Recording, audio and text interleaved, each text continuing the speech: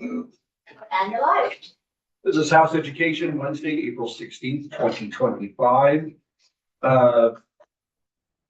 Today, we're going to start off really basically picking the brain of Legislative Council to help us sort of think about big questions that need to be answered or issues that need to be addressed as we move toward education transformation. And I think we have to work under just some sort of broad assumptions, such as we will probably end up with new districts from scratch and sort of what that means. Yesterday, we talked a bit about what the current law is that exists for the powers of school boards and both district boards and SU boards, and questions and thoughts about that. And so I did ask Legislative Council to sort of think about some of this for us, but I also think it's a good time for us if we have questions as to what happens in this situation. Many of the answers will be, these are policy choices that you all have to make, but I think we need to know what those policy choices are. But so with that, welcome, Beth. Good morning. Good morning. And James, Office of Legislative Council.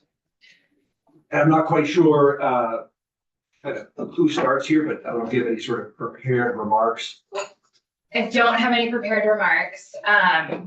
My understanding is that, well, I view this more as just kind of an open dialogue between all of us. Yeah. And I'm wondering if we start by looking at the timeline you all passed. Yes. In H 454. That's a great point. Yes. So, Andy, can I have a Zoom link, please? Yes.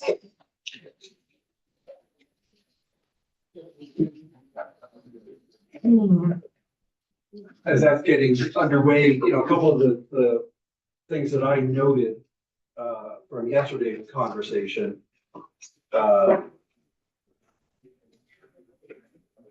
think about what should the annual meeting look like? Should annual meetings continue to be done in the format that they've existed for probably over years? Thinking about the powers of both the SU board and the district board, and these are things to think about, determining curriculum. To what degree does that power reside with the state? Does it reside with the school, or does it reside with the district? Probably at some point that we need to get an idea of how is it done today? We hear various things of it's the wild, wild west, and teachers sort of get hired and put in the classroom and said, good luck, see you in the spring. Or is it actually more prescriptive than that? We'll get some curriculum folks in. So I'm going to share my screen just to look at the intent section here.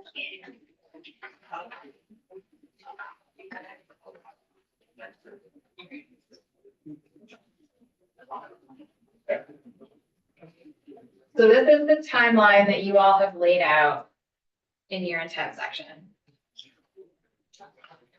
And that starts with enacting larger school district boundaries that would take effect July 1, 2027. So, I mean, this is your big work next year as you are contemplating it now.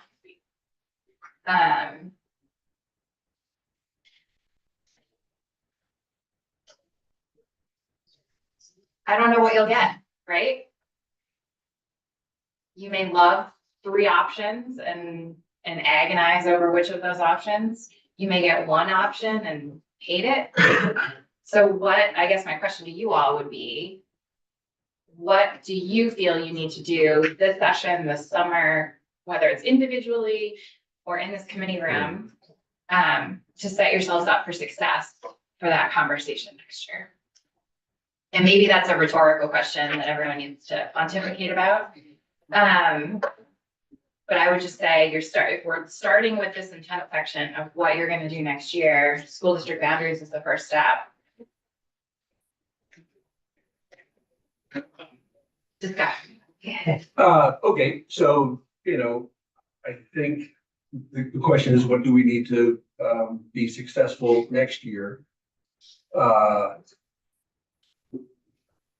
And really, it's just we will have to reach, the entire legislature, but sort of probably beginning here, have to reach decision points as to frankly, where the individual lines are drawn. And, what are, I mean, within this, we have sort of, things we asked the district boundary subcommittee to take into account. I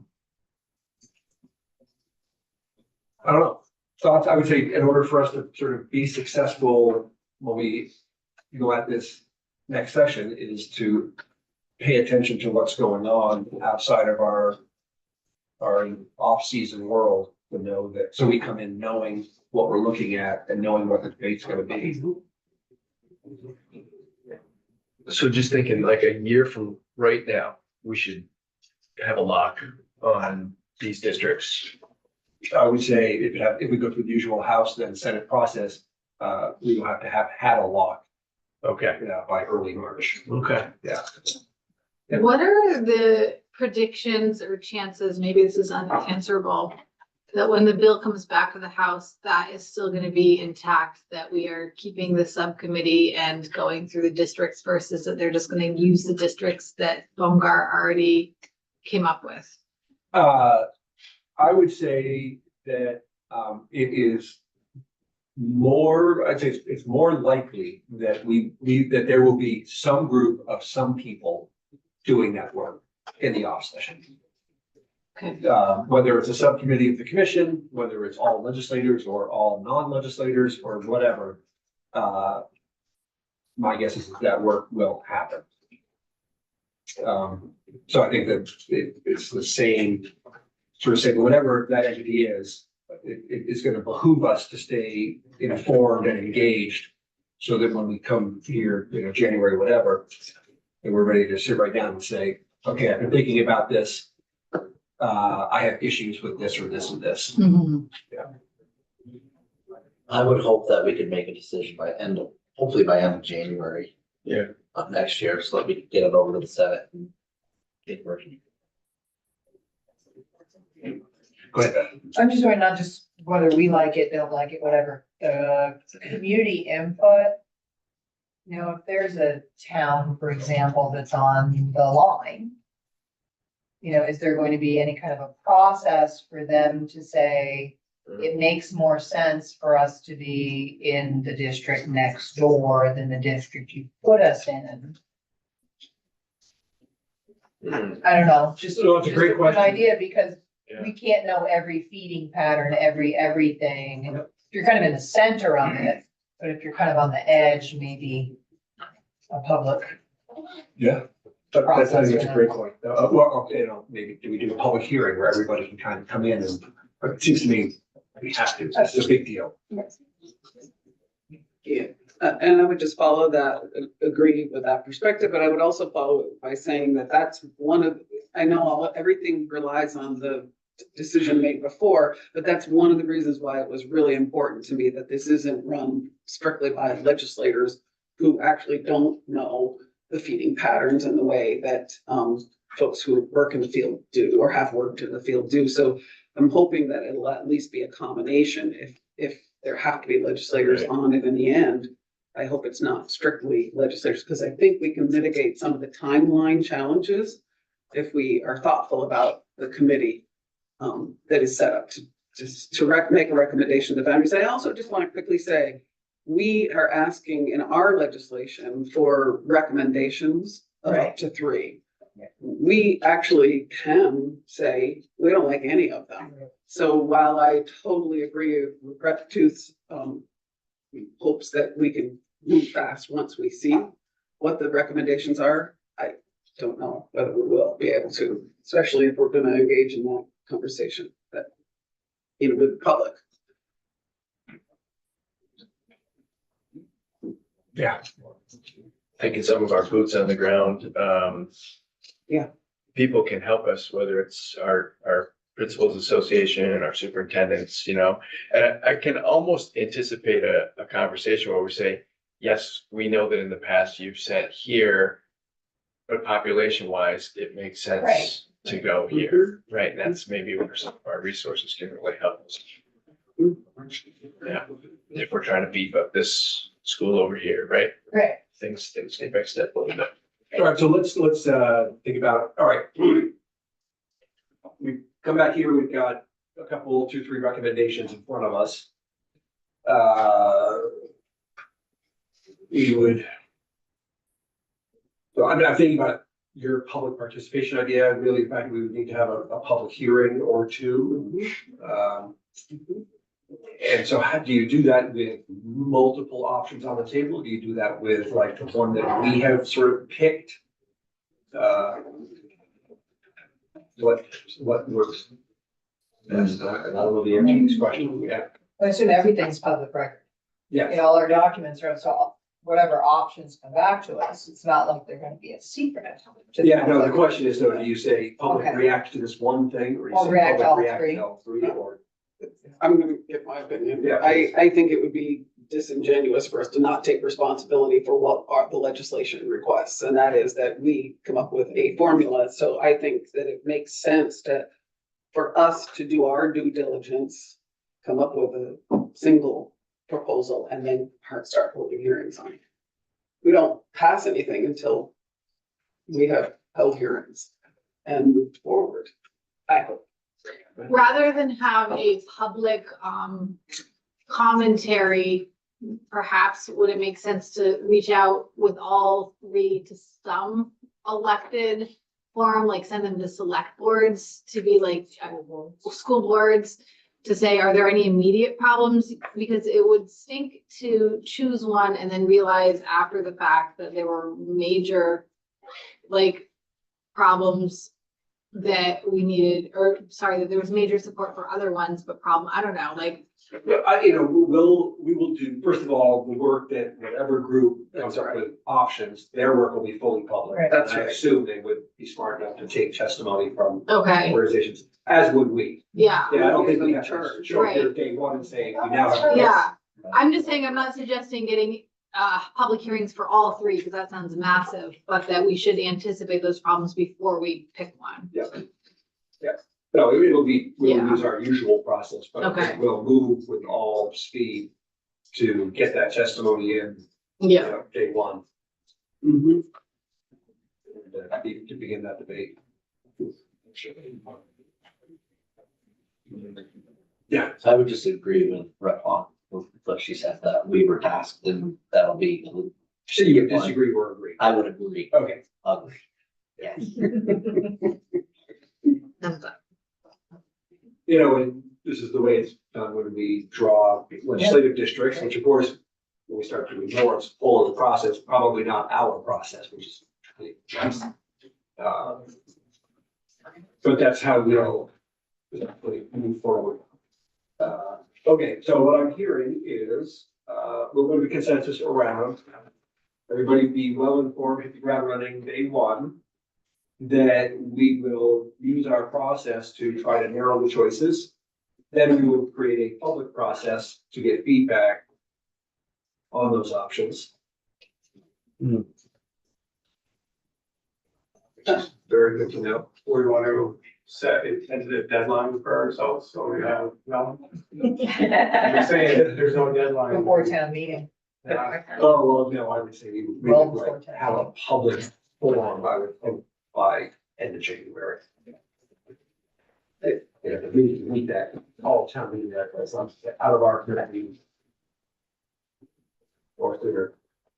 Whatever it takes to make process or in a non-hurried action. I know everybody knows this, but just calling our attention to what we did say on page 18 of our bill as passed, which is pretty specific about our direction that we're giving to the subcommittee, district boundary subcommittee. And it does take into consideration ask them to take into consideration geographic, cultural, landscape, historic attendance patterns and those other, I won't read the whole thing because we all know what they are, but when they come to us, I will be talking to my constituents throughout Right. the summer and the spring, summer, fall. So I'm gonna hear from them. It is our job, I think, to take this on, and I expect they're gonna take into consideration equalize grand list value for people, as we said, Right. and all the other things. Okay. Beth, would you like to steer the conversation in a new direction? Yes, although I'm gonna. It's gonna be a slight veer. So what you all have proposed is that the new boundaries would go into effect on July 1, 2027. And that's so that there are legal entities for folks to actually run for a seat on and start to do that work. So you would have the 2026 session and the 2027 session before those boundaries would need to take effect. I think it would be something to think about of, are you trying next year to just do boundaries?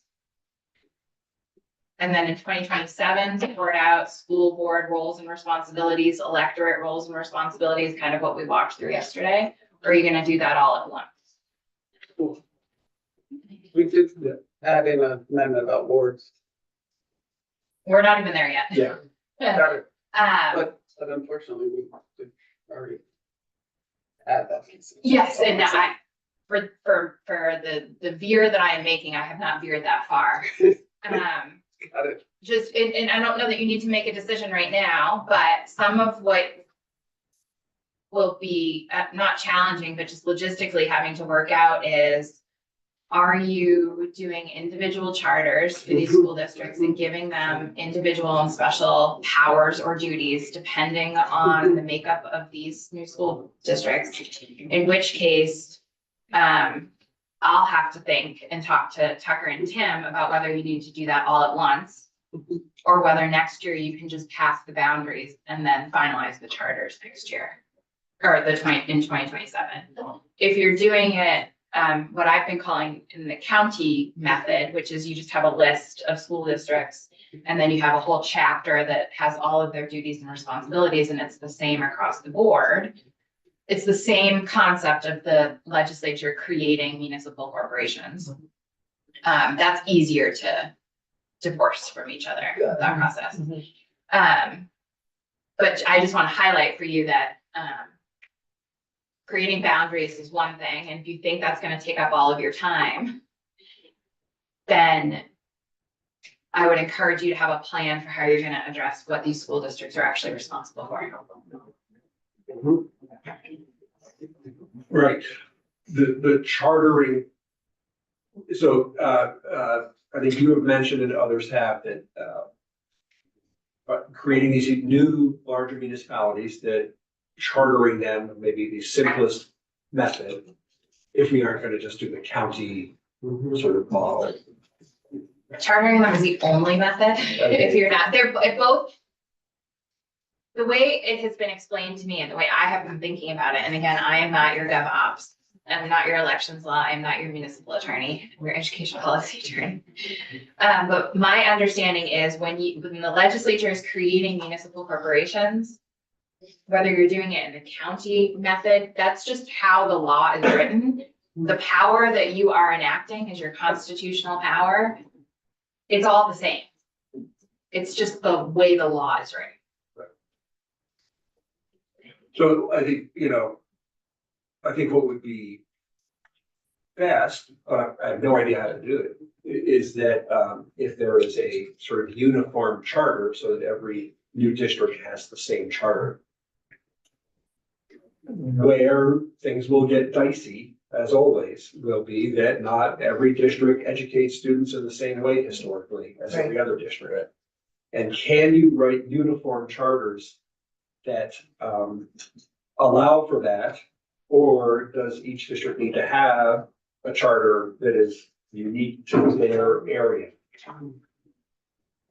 You have half of Chittenden County as a new district and you have Canaan and everything sort of around it as a district, those are two completely different educational delivery systems, one of which has a CTE K-12 system way up in the corner and then like nothing below it. So I don't know, do you have thoughts on, I don't know if you've had a chance to even think about, could one create a uniform charter that sort of takes everything into account? Or will it really need to be individual because every part of the state is different? You can have, I think it's largely gonna depend on your boundaries and the policy choices you make within those boundaries as to the powers of the school boards and how education is provided. You could have a list of the school district boundaries and then a chapter that is all of the duties that are applicable to everyone. And then charters are a special grant of power or responsibilities. So you can do 2 individual charters because everything is gonna apply to all 18 school districts. But these 2 school districts need 2 different pieces to accommodate them. And so we're gonna do 2 charters that are special grants of just those 2 individual variations. You could do 18 different charters that look exactly the same. You could do 16 different charters that look exactly the same and 18 charters that look almost exactly the same, but there are 2 variations. So you can get, I mean, it really depends, but the charters itself are a special grant of power. So if not everyone needs that special grant of power, you don't need to do something different for everyone. Right. I was just thinking, the more consistency, the better, because, but having a separate one for each one, what if a specific school district had something unique that came up that had to be changed? Would it only their charter have to change as opposed to having this general one? So even having however many districts we end up with, let's say 12 charters that look almost like identical, but then this one school district in the future, only theirs needs to change. That's a great point. You can, Title 16 right now is replete with exceptions everywhere. Yeah. Especially in chapter 1, your maintenance of public schools section. A lot of those exceptions are out of date at this point. But so you could do limited exceptions within Title 16 itself. You wouldn't necessarily have to do them in individual charters. But you bring up an excellent point. I don't know if you were intending The to. towns constantly are coming with. Well, so I'm charter gonna give you changes. all the credit here, Rep. Quimby. What, if you do choose to charter, what does that charter amendment process look like for school districts? What can they request a change for? What can they not request a change for? All of that. If there were not individual charters, it would just be individual communities coming to you in the normal legislative process and saying, change Title 16, Section 75. We'd like a carve out for ourselves or, whatever. That's happens for every piece of law you draft. Charters, there is municipalities, non-school district municipalities, there is a charter amendment process. I don't know what that is. I'm just aware of it. But you could create a new process for school district, for these new municipalities you are creating. So that is another piece to think about, is who has the power to change things? What does that process look like? What can there be a request to change? I'm thinking the big one is boundaries.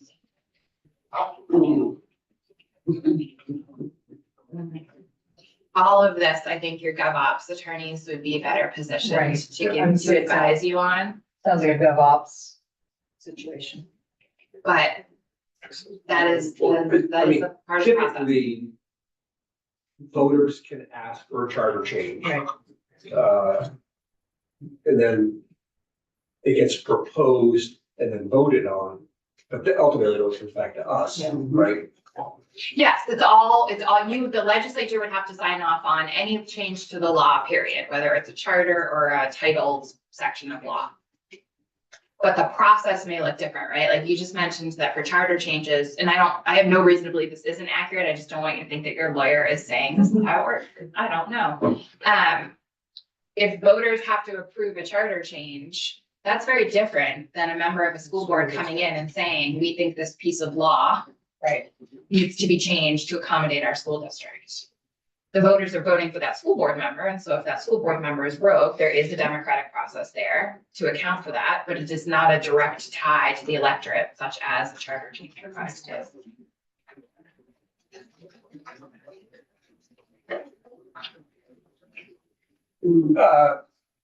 I mean, obviously, the challenging situation is gonna be those districts that have different ways of delivering education, that have traditionally had choice.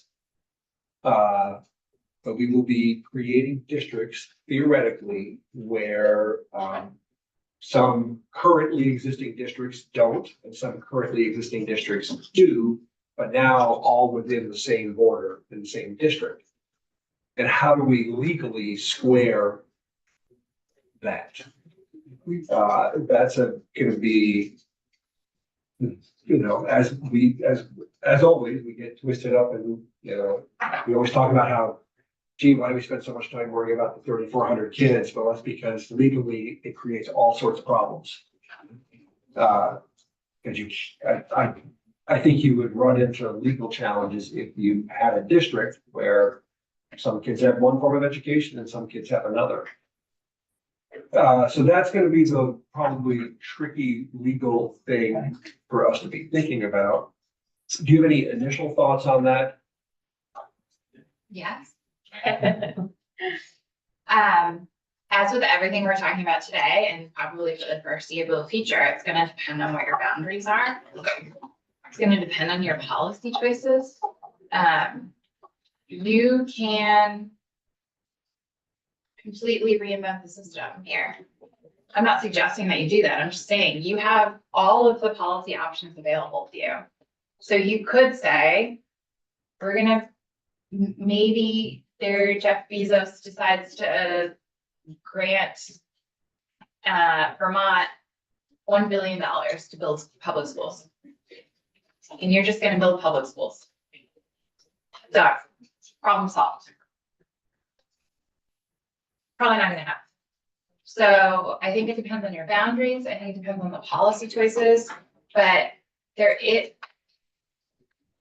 what I think your chair is getting at is a common benefits clause analysis and an education clause analysis under the Constitution. And it's premature to do that analysis right now because I don't know what your school districts are gonna look like and what the needs of those school districts are gonna be in order to be able to provide the education for their students. And I don't know what the policy choices you are going to make are regarding which schools are eligible for public funding. I will just come to I will just point you to the designation process, which is essentially a contracting process. And so I don't know. I think it really depends on what the boundaries look like. The analysis that have been done right now about you can't have kiddos in the same school district, you know, some depending on where they live, where their street address is, some going to this public school and some having choice. And that analysis was based on our current laws. A common benefits clause analysis or an education clause analysis is going to be dependent on the laws in place at that time. And I don't know what your tuition system is going to look like in the future. Right now, I think that does raise common benefit clause questions. It also, there's just nowhere in the law that provides for that right now, that dual option system. So I think as each policy choice comes up and you kind of see where you're trying to go, your ledge council attorneys, whether it's me or John or Tucker and Tim, you know, whoever the applicable folks are, can help guide you to find the constitutional ways to accomplish your goals, if that is what you want, or advise you that there's some risks there.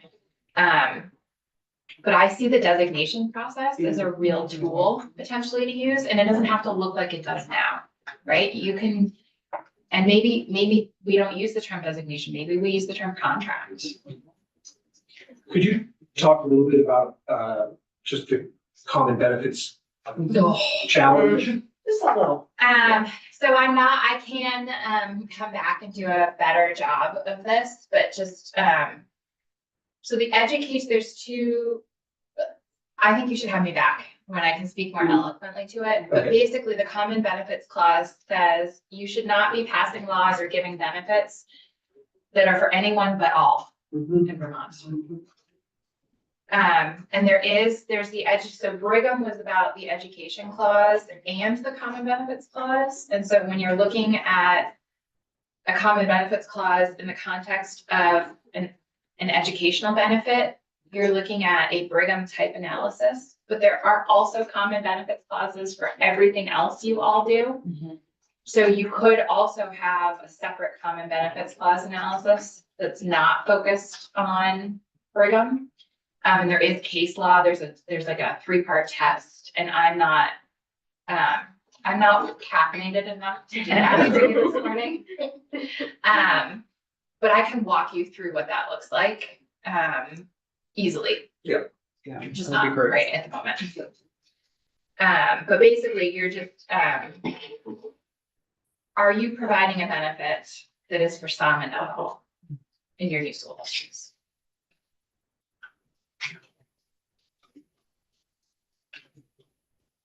And again, all of the analysis to date, all of the commentary to date is about our current system and our current laws. And you cannot assume, I would say, from a legal perspective, that the analysis was going to be the same. Because I don't know what your laws are going to be. I don't know what your policy choices are going to be. I don't know what your school boundaries look like. The Constitution is going to stay the same. But you could have a different analysis depending on what your future state looks like.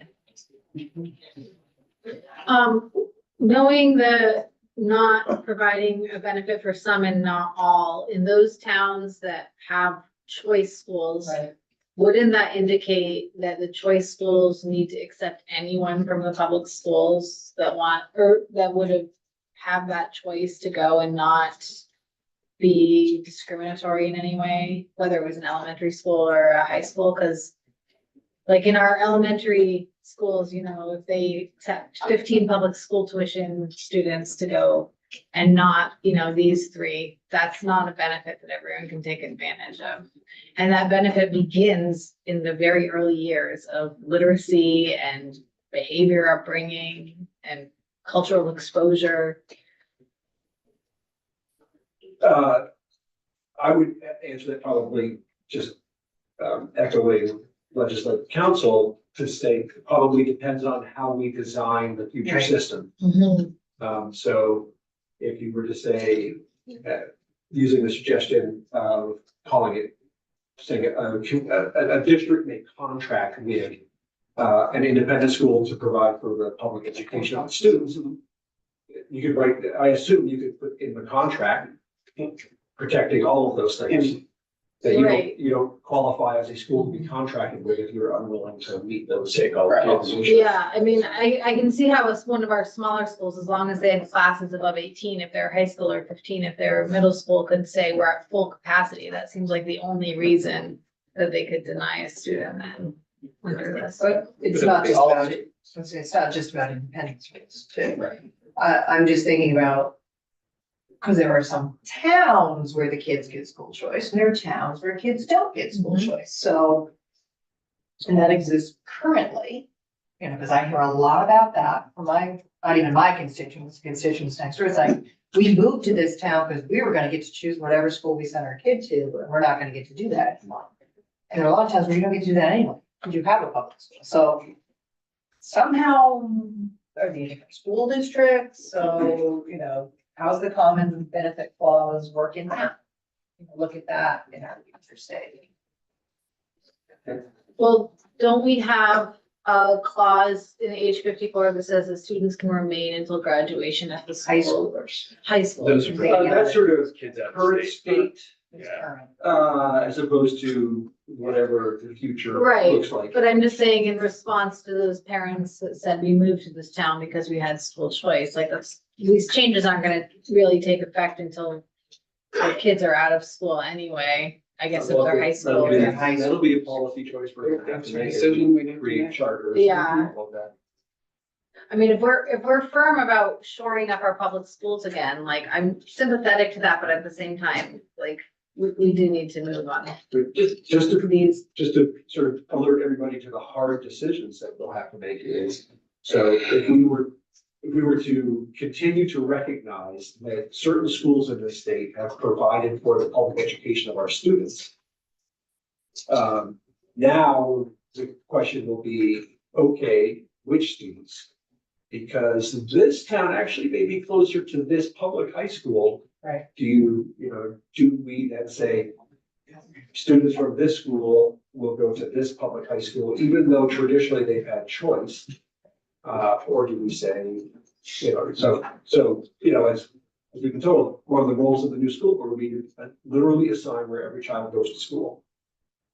So I think of Emily's area, where sort of the reach of independent schools has gone further and further.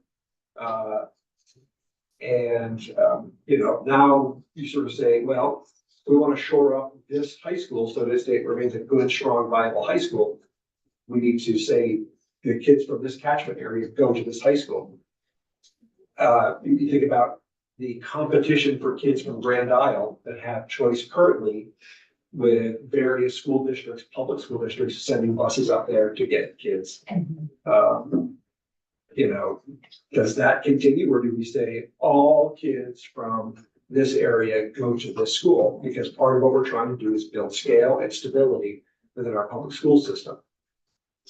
And again, in my area, it's not just the independent schools. If you live in Kirby, for example, I can go to the public school in Concord, I can go to the public school in Linden, I can send them to the public school, I can send them to independent groups. So they have choice among public schools Sure. right now that Well, may not exist. They just have Not flat just out independent choice. schools, right? Yeah, right. So we will, that can't coexist. So we talk about, do you say to Kirby, you must contract with this school for sending your kids Designation to. process. I was just gonna follow up on that. In my region, we expanded several of our districts, and I'm not talking about just the people I represent, but let's just say Wyndham County. I think my school district expanded from multiple districts to a larger district, and we have inter-district school choice within my district. But I think there's some neighboring expanded districts under Act 46 that don't necessarily have that same advantage. So those are things, it isn't, as you said, just, Inter-district choice, some process. I have both challenges is what I guess I'm saying within my region. And I welcome the opportunity for us to provide equal opportunity to every child, whatever that opportunity is. And it's a good conversation to have. This is a lot bigger districts, we're really talking about inter-district choice. Right. And, Process. but that would be probably, we could say that that's a decision, a policy decision for a Yes. school board. Yeah. That at a minimum, they have to assign every child to the school, to make sure they have schools, just like the governor proposed. But should that district in the future want to sort of open it up to within their own district choice, Exactly. that's just, we can either require it in a charter, or we can say that'll be the future choice of that school district. Which is to say, there's a lot of decisions on the table.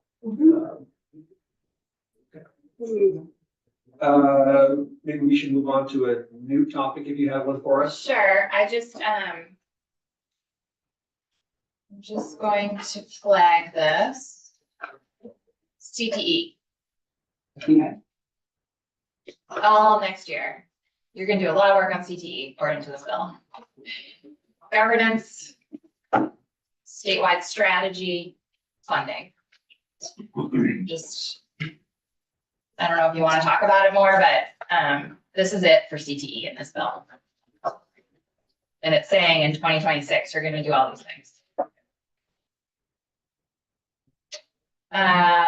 Voting warrants. How deep do you want to dive into this? No. Not at all. Not at all. Great, moving on. Boundaries of that. Moving on. Great, moving on. Moving on. Um, I think, one thing to think about is what are the necessary staffing, resources and support necessary, both for the first election, especially now that we're looking at a special election. I'm sure the Secretary of State's office is gonna have a lot of feedback on what would be necessary, both from staffing and resources and just funds, but also for the transition. You're gonna be running dual systems for a period of time. Right. I believe H 454 has a report back from the School Construction Advisory Group on how debt should be handled, capital debt in this transition. Should just each new school district assume all of it? Is the state gonna buy it and manage it? I mean, there's options there. You know, what's not really mentioned here, other than in a directive to AOE to provide you some information on how they would provide guidance to the field, is the collective bargaining piece. Are folks gonna need to be bought out of contracts, and where is that money coming from? Because it's certainly not baked into your foundation formula.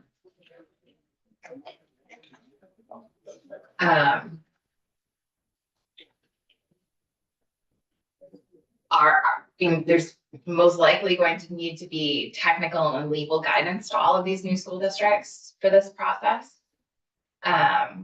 Is that something they're responsible for handling on their own?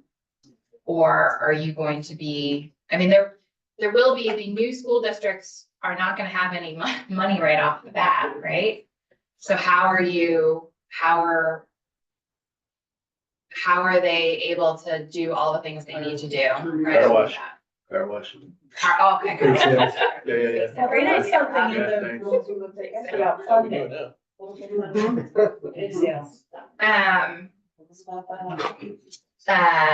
Fundraising is legal. Yes, so, just all the transition pieces. And right now, in this moment, as the words are coming out of my mouth, I'm thinking of it strictly as a money Right, right. situation. How much money is it gonna take to deal with collective bargaining agreements, buying out contracts of those who might be losing their jobs, all the technical and legal guidance. Yeah, And I don't know, I mean, I haven't thought through this myself, but does there need to be, and this is, I think, a multi-year process. But to start thinking of, do you need to put in temporary pieces of session law? Right. To move one thing to something from here to there? I'm trying to think of a good example of that. I don't have one off the top of my head. But I can imagine that there will be situations, I guess, similar to, okay, if you're, you know, an 11th grader, are you gonna be able to, do you have to move for your senior year? Do you have to change schools for your senior year? Yeah.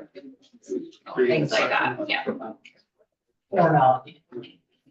Because grandfather can be tricky. This is to the House Education Committee. well, you're That's our you, attorney. Matt. I think that's for the chair. That's okay, go for it. That's the Smells like Super. anthrax. Super Saying. secret, of course. Oh, it's.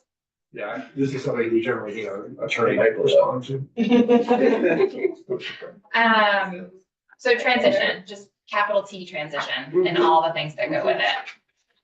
I mean, is that staffing for the State Board of Education? I don't know what role the state board's gonna play in your new system. Staffing for AOE? Right. Right, I mean, this will be, this will be a discussion that we and others will have to have as to, depending on what kind of world we're walking into in January, what level of confidence do we have? Because it's gonna take the administration, not us, to help create and make these transitions within the field. We're gonna have significant confidence in the ability of state government to make this happen. That's right. And adequate staffing. And we know they came in with their $4 million request, and part of that is to staff up for a lot of this. it'll be interesting to see if that money makes it through, you know, the extent to which they feel they can staff up to it. And, you know, and if education financing and Medicaid and all that goes crazy, who knows what our capacity is to do much of anything, much less flood the system with the money needed to do all of this. In terms of the AOE being understaffed and kind of considering that in the same conversation of all of the teachers and other professionals who are gonna lose their jobs, and we're talking about buying them out of contracts, is there a way that we can support through this transition, like making it so that all the people that are gonna lose their jobs, we can facilitate into AOE positions if they're qualified professional educators? I mean, like, we say that this is gonna be good for the economy, or, you know, that teachers are gonna get paid more. It's certainly not gonna be good for the people that are about to lose their jobs. They're not gonna think that this was a good idea. And they're probably educated professional people. Can we somehow, are there rules we need to change, or are there ways we could help, like, staff the AOE to minimize the loss of jobs? You know, we can only do so much. We're a bunch of citizens who are here for a few months. It's the agency that needs to come up with that plan and ask us to fund it. And I think, when we have had them in, they have said very bluntly, we need money for this. And frankly, we're going to be hiring a lot of these people, Okay. because we need them as part of the transition at the AOE level. And they're gonna need jobs. I mean, like, I just don't think it's very responsible to be like, here's this new transition, and sorry that everyone is benefiting everyone but you. Good luck in your Right. hire. Right. No, I mean, you know, this is, I think that we're really talking about central office staff. Yeah. If we're gonna go from 52 supervisory unions or central offices to fewer, and what becomes of all of that and all of those folks, many of whom work with contracts that will need to be bought out.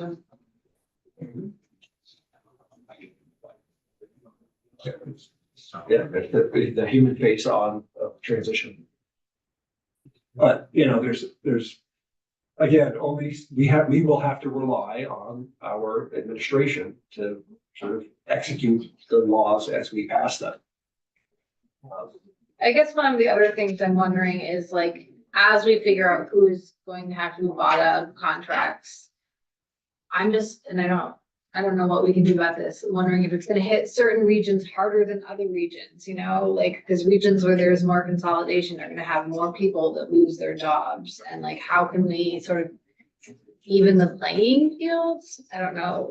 I think we probably can't answer that until we actually decide on the basic lines. In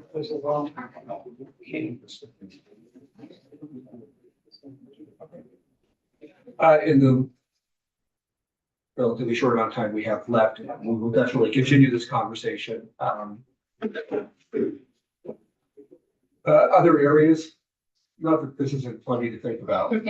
I mean, I think, the contracts, collective bargaining is the big Yeah. piece of that. Yeah. It hasn't come up really. And what that means, I'm not really sure. Right.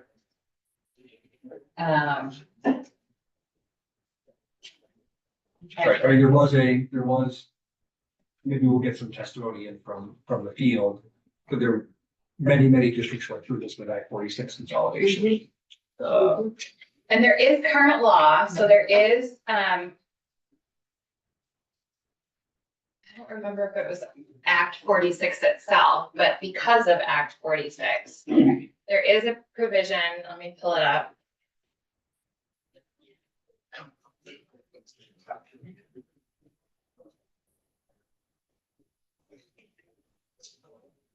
You have a labor relations for teachers, and then you have a contract chapter, and I can never remember which is in which. Okay.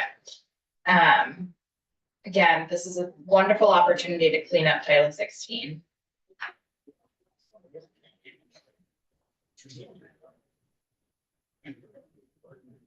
Share this. And in addition to not being your government operations attorney, I am not your labor and employment attorney. So there is this transition of employees, section. Transition of employees to newly created employer. Let's see, when was this added? Yes, it was added in Act 46. So this subchapter is a direct response to the mergers that occurred, due to Act 46. And I'm not gonna walk you through any of this. I'm just highlighting that there is a piece of current law that contemplates what happens when school districts merge. I think the starting place for me would be, would this work on a larger scale? And if it does, then it's a complete policy choice to you all of whether or not you want to continue with this piece of law or you want to make changes to it. But my colleague Sophie Zadatny would be the person to help you through this. And obviously I would be there along for the ride. And there is a separate piece in chapter 11 that we did, when we did the chapter 11 rewrite, that talks about what happens to contracts when a town withdraws from a school district. So I think it would be a question of, does this work for the future state? And if it does, great, but you all get to decide if it's, exactly what you want. So you're not starting from scratch there. That sounds good. Maybe we'll have somebody come in next week and walk us through that, or even later this week. I'm trying to think if there are other. No, it's a little bit to think about. You've already given us. And